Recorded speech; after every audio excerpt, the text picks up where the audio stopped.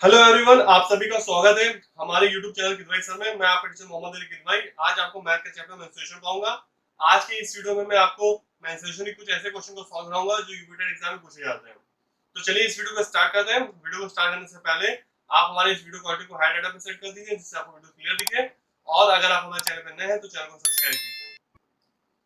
तो देखिए इसमें ये पहला क्वेश्चन कह रहा है कि यदि गोले की त्रिज्या 50% बढ़ जाती है तो आयतन आयतन में वृद्धि प्रतिशत और सतह क्षेत्र में प्रतिशत वृद्धि ज्ञात कीजिए। यानी कि गोला है, स्फीयर है आपका, उसकी त्रिज्या, उसका रेडियस में 50% बढ़ जाता है तो आयतन में उसकी वृद्धि कितनी होगी, उसका परसेंटेज निकालना है, और सतह क्षेत्र में कितने प्रतिशत जो है वृद्धि होगी वो हमको निकालना है। ठीक है, तो मान लेंगे कि त्रिज्या जो है हमारी क्या करार है, तो जो नई त्रिज्या होगी 50% त्रिज्या में बढ़ गई थी तो r प्लस 50% ऑफ आर हो जाएगा।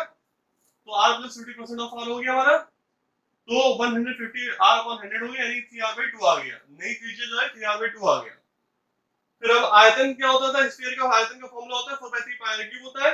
जो पहले आयतन हमारा ये होगा, फिर उसके बाद जो नया आयतन होगा तो हम नई त्रिज्या पे निकालेंगे, तो 4/3 पाई और r की जगह पे हम 3r/2 रख देंगे, तो 9 पाई r क्यूब बाई 2 जो होगा वो हमारी नया आयतन आएगा।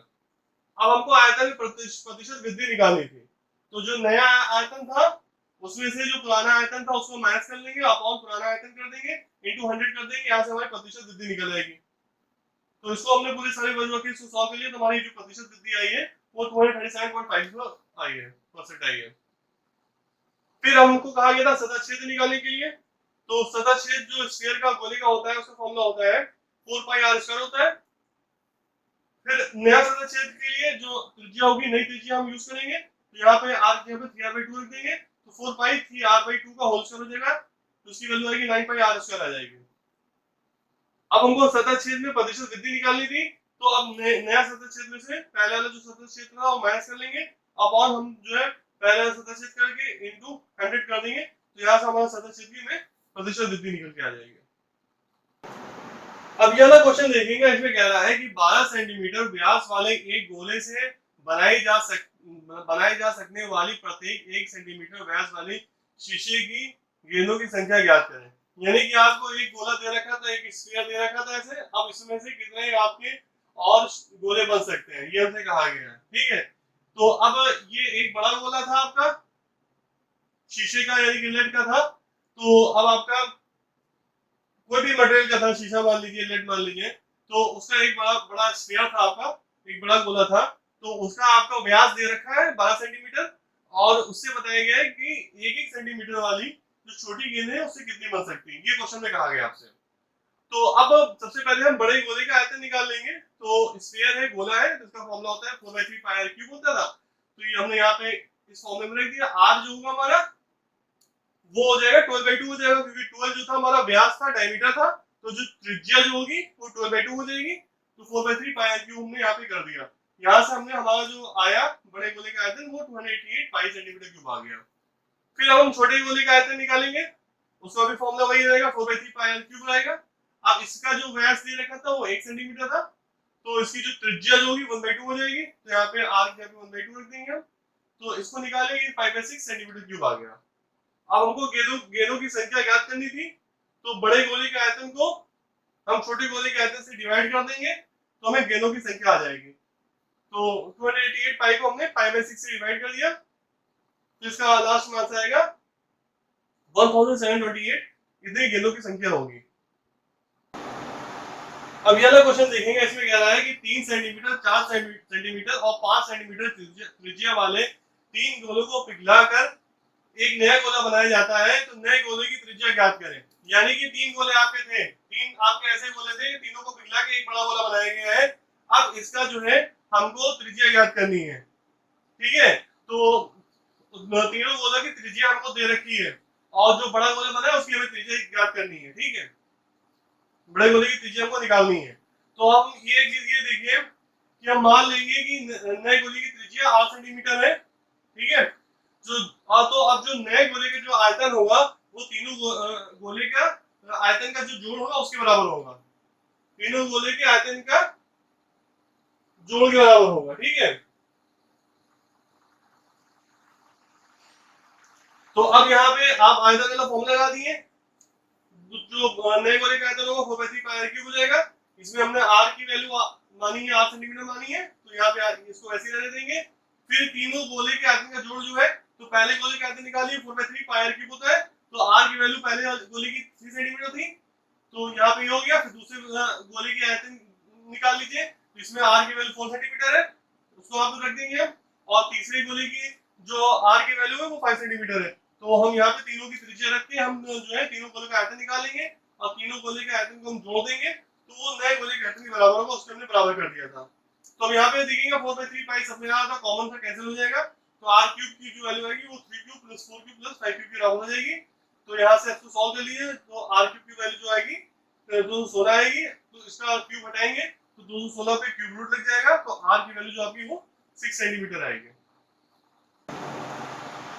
अब ये वाला क्वेश्चन देखेंगे, इसमें कह रहा है कि दो धात्विक लंबवृत्तीय शंकु जिनकी ऊंचाई 4.1 सेंटीमीटर और 4.3 सेंटीमीटर है और उनके आधारों की त्रिज्या 2.1 सेंटीमीटर है, तो उनको एक साथ पिघलाकर उनको एक साथ पिघलाया गया है और एक गोले में बदल दिया गया है। गोले का व्यास ज्ञात कीजिए। यानी कि दो शंकु थे, दो कोण थे, उसकी आपको ऊंचाई दे रखी है 4.1 सेंटीमीटर और 4.3 सेंटीमीटर। दो आपके शंकु की ऊंचाई जो दे रखी है 4.1 सेंटीमीटर है एक की, और एक की 4.3 सेंटीमीटर है, और दोनों की त्रिज्या जो है वो 2.1 सेंटीमीटर है।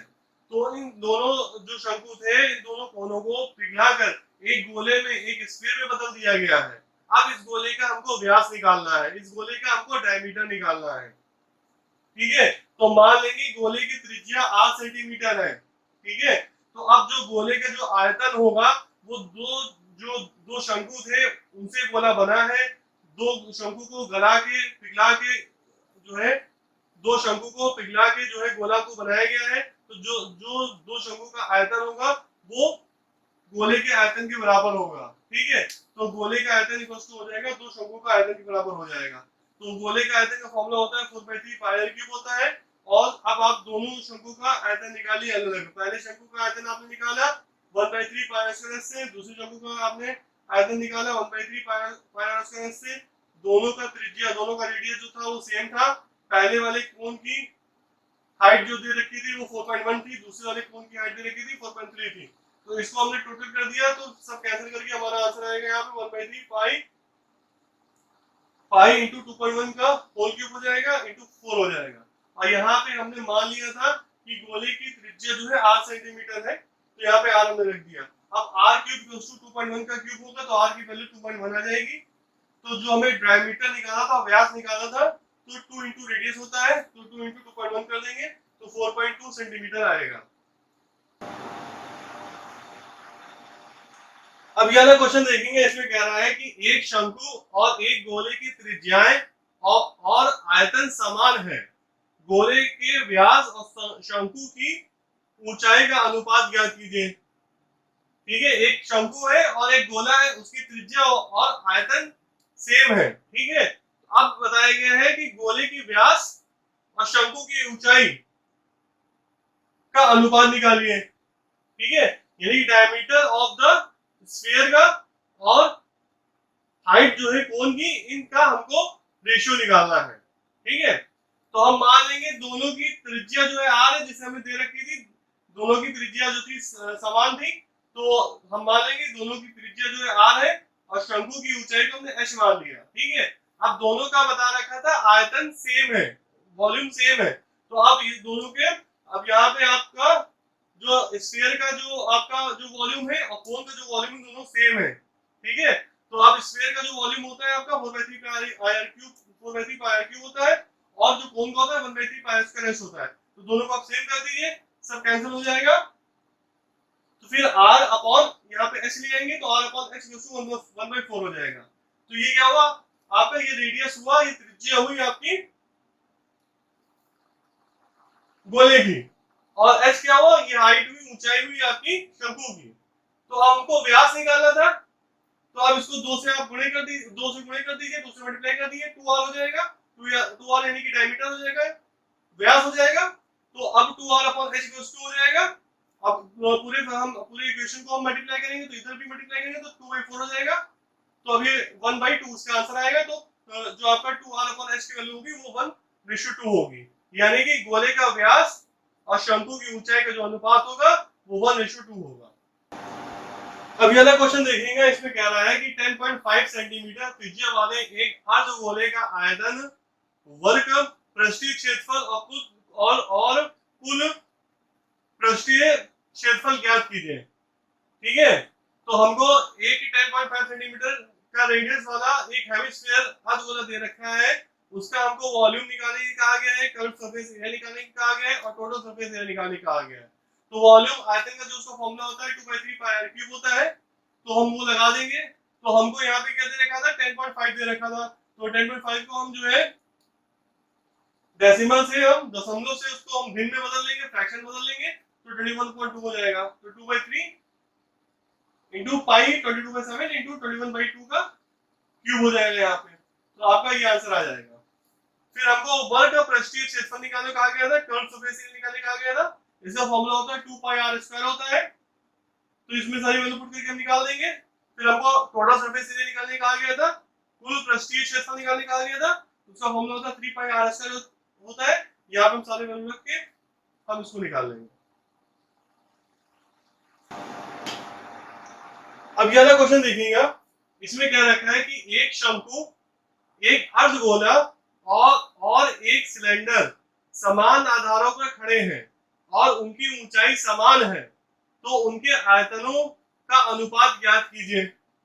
यानी कि शंकु, अर्धगोला और सिलेंडर समान आधारों पे है, यानी कि उनकी त्रिज्या जो होगी वो सेम होगी। ठीक है, तो मान लेंगे कि सभी की त्रिज्या r है, सेम है सभी की त्रिज्या, क्योंकि एक ही आधार पर सब खड़े हैं। यहां से इक्वेशन को ये मिलता है। ठीक है, फिर उसके बाद कहा गया था जो आपका जो शंकु और अर्धगोला और सिलेंडर है उनकी ऊंचाई भी समान है, तीनों की ऊंचाई भी समान बता रखी है हमारी। ठीक है, तो अब इसमें देखिएगा जो अर्धगोले की जो ऊंचाई होगी वो उसकी त्रिज्या के बराबर होती है। ठीक है, तो त्रिज्या जो है वो r है, तो अब अर्धगोले की जो ऊंचाई है वो r है, तो तीनों की ऊंचाई बराबर है, तो बाकी जो शंकु होगा और सिलेंडर होगा उसकी भी जो ऊंचाई होगी वो भी r हो जाएगी, इसलिए सभी की ऊंचाई r हो जाएगी। अब हमको आयतन का अनुपात निकालना था, तो अब आप रख दीजिए फॉर्मूला। सबसे पहले हमने कौन वाला फॉर्मूला रखा, 1/3πr² h होता था, h की जगह पे हम r रख देंगे। फिर उसके बाद हमने हेमिस्फीयर का फॉर्मूला रखा अर्धगोले का, वो उसका फॉर्मूला होता है 2/3πr क्यूब होता है। फिर हमने सिलेंडर का रखा फॉर्मूला, इसका होता है πr² h होता है। ठीक है, तो h की जगह पे हमने r रख दिया, सब कैंसिल हो जाएंगे, तो आपका जो अनुपात आएगा वो 1:2:3 आएगा।